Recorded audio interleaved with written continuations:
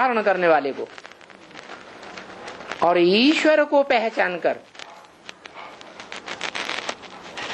जो उसका दिया हुआ लेगा,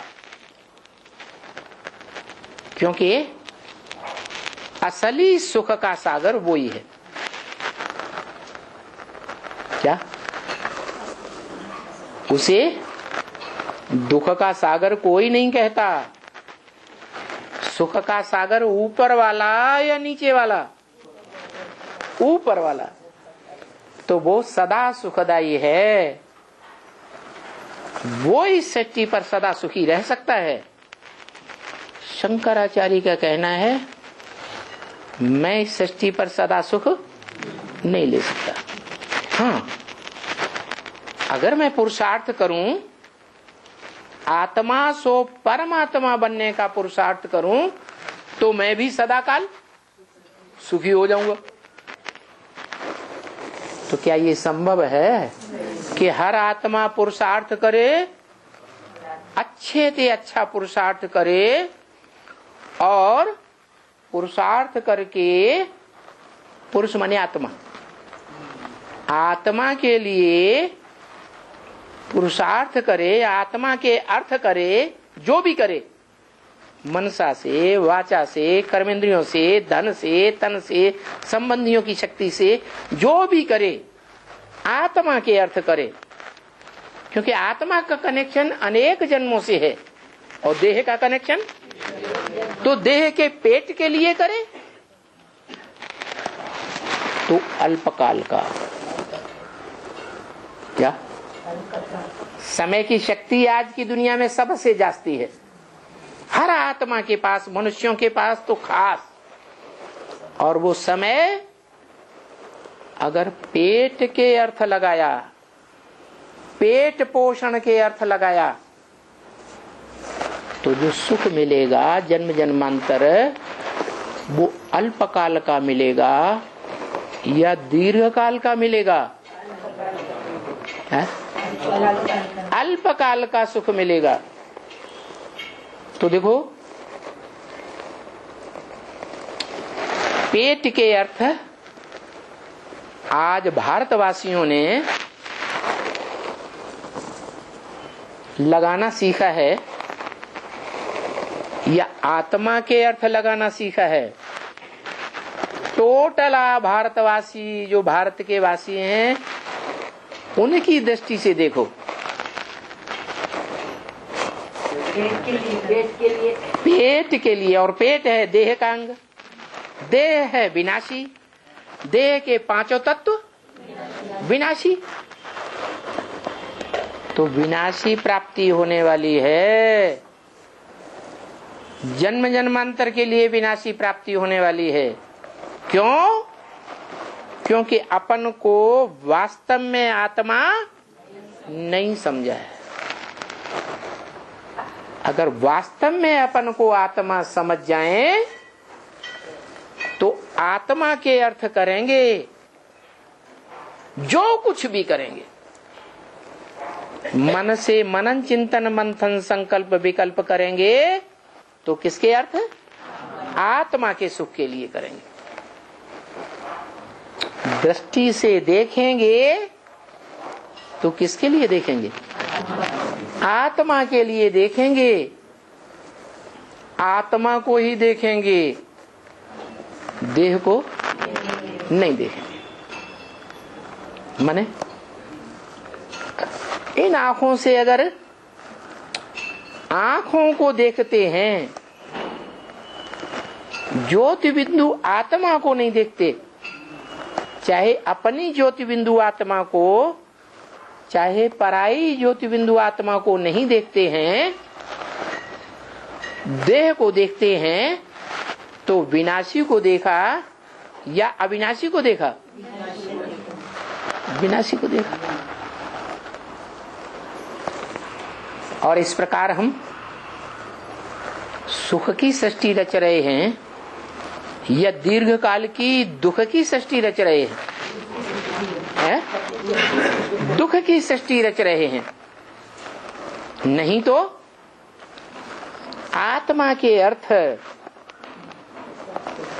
जितना गुड़ डालेंगे उतना मीठा होगा, नहीं डालेंगे तो मिठास आने वाला नहीं है। जीवन में कड़वाहट ही मिलती रहेगी, क्योंकि अभी पुरुषोत्तम संगम युग में कंट्रोलर, शासक इस दुनिया में कौन है? जिस शासक को ईश्वर कहा जाता है।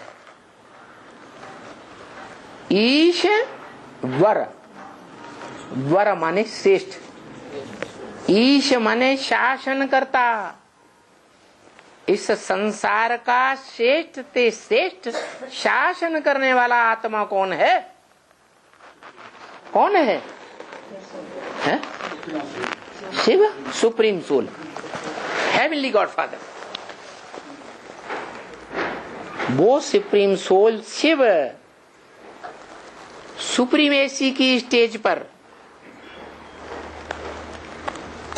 सारे संसार की आत्माओं के बीच, सभी धर्म पिताओं और धर्म के फॉलोअर्स के बीच इतनी श्रेष्ठ दृष्टि से क्यों देखा जा रहा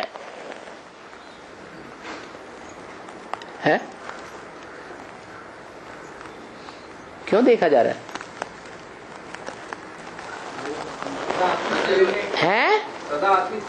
हाँ, क्योंकि वो कभी भी क्षण मात्र के लिए भी इस संसार में आकर पार्ट बजाते हुए भी पतितमम तमो प्रधान कामी कांटे में रहते हुए भी देह से लगाव नहीं लगाता। कैसे लगाव लगाए हुए हैं? आत्मा से लगाव लगाए हुए, अपनी आत्मा से या पराई आत्माओं से लगाव लगाए हुए। बोलता भी है, अपने बच्चों से बोलता है, मैं तुम बच्चों को नैनों पर बिठा कर ले जाऊंगा। क्या मतलब?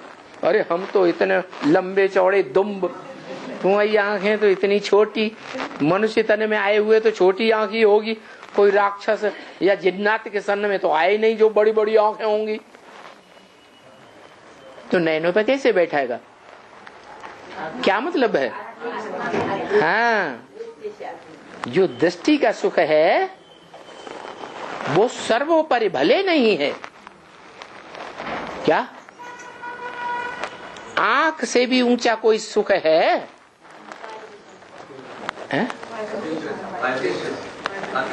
मन का सुख है। वो मन फिर भी इंद्रियों से बंधा रहता है। क्या? मन इंद्रियों से इस संसार में बंधा हुआ है, लेकिन मन से भी ऊंची शक्ति कौन सी है? बुद्धि, जो तीसरा नेत्र कही जाती है। वो त्रिनेत्री संसार में एक ही पुरुष है जो भारतीय शास्त्रों में गाया हुआ और चित्रित है। कौन? शंकर। त्रिनेत्री इसलिए कहा जाता है कि जब से बाप की पहचान मिलती है तब से लेकर अंत तक शूटिंग पीरियड संगम युग में आत्मिक स्टेज में टिक कर ही तन के द्वारा, धन के द्वारा, मन के संकल्पों के द्वारा समस्त देह के द्वारा, देह की सभी इंद्रियों के द्वारा, देह के संबंधियों के द्वारा, जीवन में संपर्क में आए हुए संपर्कियों के द्वारा, या मनुष्य जीवन में जो भी समय मिला है, इस कलयुग के अंत में सबसे बड़ी शक्ति क्या है? समय। उस समय की शक्ति भी लगा करके क्या करता है? है? हाँ, स्वयं आत्मिक स्थिति में टिकता है, या तो आत्मिक स्थिति में टिकने के लिए जो गुरु बनता है, सदगुरु, उसे देखता है। संकल्पों से भी, मन के संकल्पों से, ज्ञानेंद्रियों से भी, कर्मेंद्रियों से भी प्रयास क्या करता है? आत्मिक स्थिति में रहने का प्रयास करता है। क्या जमदे जामदे बनता है? हथेली पे आम जमाया जाता है क्या? समय लगेगा या नहीं लगेगा? अभ्यास करने में टाइम तो लगता है। वो अभ्यास करते करते नीचे ऊपर भले होता, लेकिन हिम्मते बच्चे मददे बाप। तुम बच्चे एक कदम भी आगे बढ़ करके आएंगे तो बाप तुम्हें सहयोग देने के लिए 100 कदम आगे बढ़ जाएगा। और ये सच्ची बात है क्या? मुश्किल से मुश्किल सी परिस्थितियों के बीच में जब मनुष्य मात्र फंस जाते हैं, चाहे वे दुनिया के नास्तिक रसियन से ही क्यों न हो, एटम बम बनाने वाले, जो दुनिया को नष्ट करने का बारूद तैयार कर लेते हैं, इतना शक्तिशाली साधन तैयार कर लेते हैं, वो भी इस दुनिया में रंगमंच पर ऐसा एक दिन जरूर पार्ट बजाते हैं कि हेल्पलेस हो जाते हैं। और हेल्पलेस होकर किसका आधार लेते हैं? किसका? हाँ, भगवान का आधार लेते। हाँ, भगवान ही कोई चीज है, मैं वास्तव में कुछ नहीं। भले इस दुनिया के ध्वंस के लिए ऐसी चीज तो, हथियार तो तैयार किया है, लेकिन मेरे अंदर वो हिम्मत नहीं जो उस हथियार का उपयोग कर सकूं। नहीं तो 2 विश्व युद्ध हो चुके, एक 14 में हुआ और दूसरा है 1945 में हुआ। कितने वर्षों के अंतराल में हुआ है? 30 वर्ष, 40। हाँ, तो 40 वर्षों के अंतराल में 2 विश्व युद्ध हो गए। अब कितने साल हो गए? जो कोई भी विश्व युद्ध नहीं हुआ। छोटे मोटे देशों में आपस में युद्ध तो होते ही रहते हैं, और एक देश दूसरे देश को नेस्त नाबूद कर देता है, सारी शक्ति अपने हाथ में ले लेता। होता है कि नहीं? लेकिन विश्व युद्ध एक भी नहीं हुआ। कितने साल हो गए?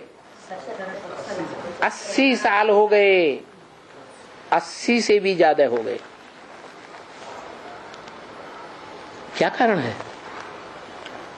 उस समय 45 में तो 20 मेगावाट की बम्बियां बनाई थी, जैसे बच्चे खेल खिलौने खेलते हैं। आज के एटम बमों के मुकाबले खिलौने थे।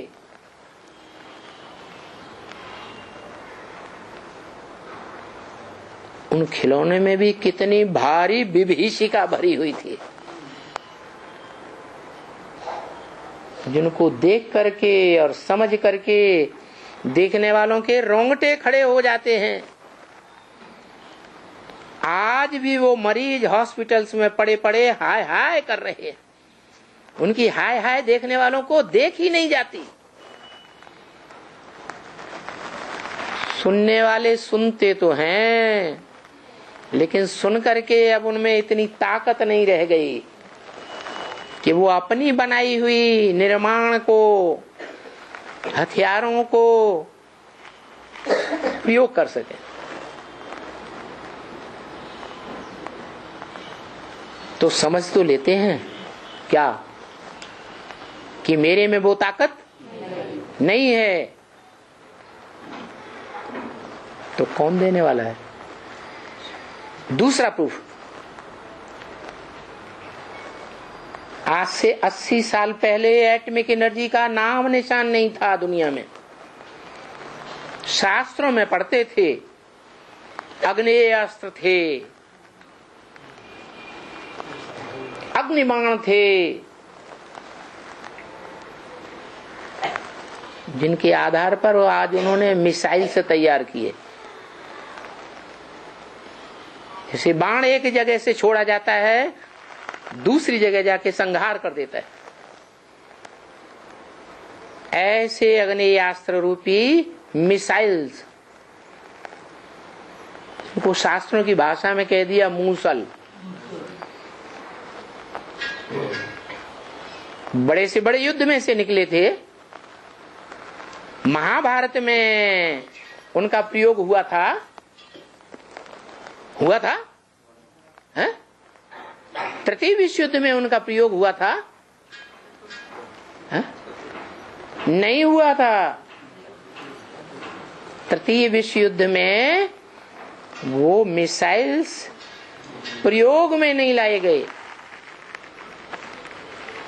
चतुर्थ विश्व युद्ध हुआ और जिनके बुद्ध रूपी पेट में से वो मिसाइल्स निकले, वो मिसाइल्स आज भी तैयार हो रहे हैं। जिस समय द्वितीय विश्व युद्ध हुआ था, उसके बाद लंबे समय तक भी वो मिसाइल से तैयार नहीं हुए थे, और आज तैयार हो रहे हैं देश विदेश में। और तैयार करने वाले कौन हैं? जो महाभारत प्रसिद्ध यादव हैं, यदुवंशी। क्या है? किनको कहा जाता है यदुवंशी? हैं? किसको कहा जाता है? अरे हाँ, कृष्ण तो मुखिया था, उसको ग्वाला कहा गया। ग्वाला किस आधार पर कहा गया?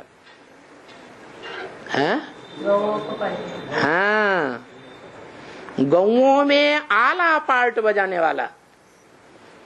क्या? गौओं के बीच सारी गौएं किसकी छड़ी के पीछे चलती हैं?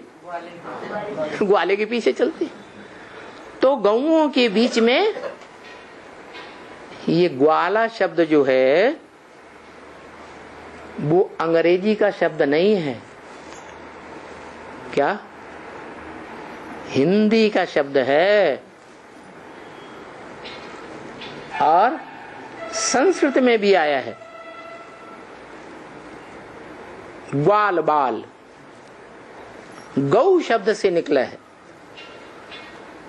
माना गौओं का जो पोषण करते थे, दूध निकालते थे, और दूध निकालना, दूध फरोख्त करना, यही उनके जीवन का धंधा था। क्या था? है? ग्वालों का धंधा क्या होता है? गौओं को पालना, गौओं का दूध निकालना, दूध निकाल करके संसार में इधर उधर फरोख्त करना, यही उनका धंधा होता है। तो कौन से दूध की बात है? ये ईश्वरीय ज्ञान दूध की बात है। ईश्वरीय ज्ञान दूध जिन गौओं से लेते थे, उन गौओं को आज भारत में माता के रूप में माना जाता है। आज नहीं, हजारों वर्षों से। किस रूप में मानते हैं? माता के रूप में। जानवर माता के रूप में मानते हैं या ह्यूमन माता के रूप में मान सम्मान देते हैं? ह्यूमन माता के रूप में मान सम्मान देते हैं। वो ह्यूमन गौएं जिनको भगवान ने पाला था, जिसे भगवान का टाइटल मिल गया,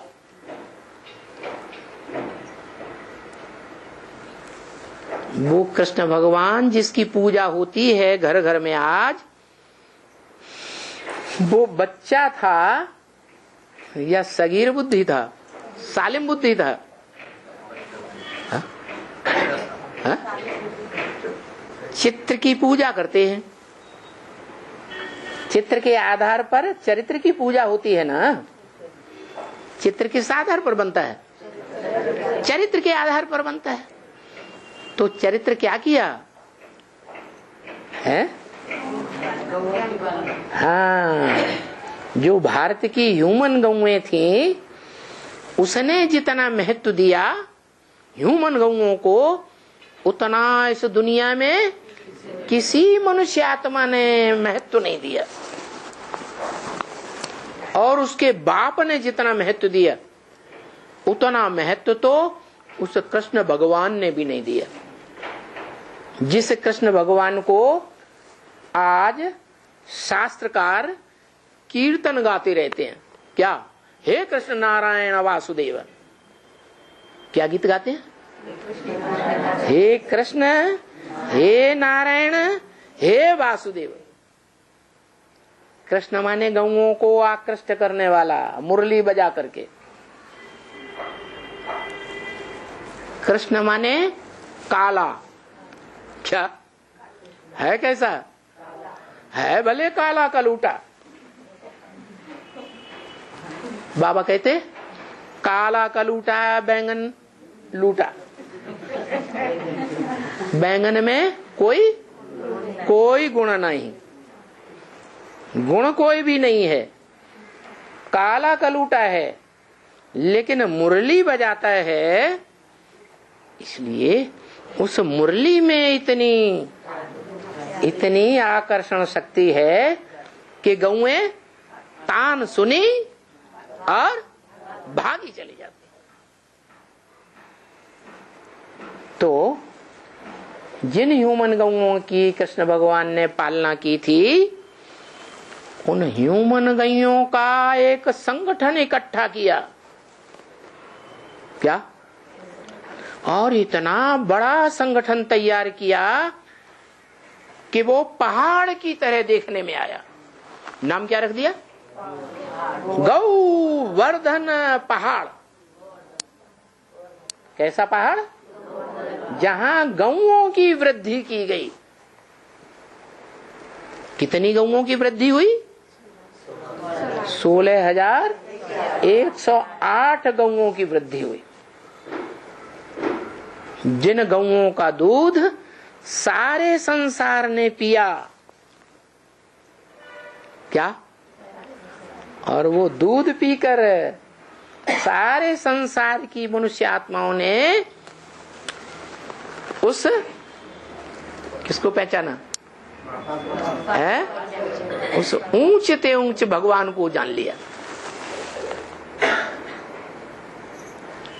ऊंचते ऊंचे भगवान को जान लिया। कौन है ऊंचते ऊंच? है शिव बाबा, शिव भगवान, शिव बाबा, शिव भगवान या शिव धनवान? है? अरे दो बातें हैं, या तो भगवान या तो धनवान। भगवान है या धनवान है? वन माने बाला। क्या? अरे वो ऊंचते ऊंच भगवान भगवान है या धनवान है? ज्ञान धनवान है। वास्तव में तो भगवान नहीं है।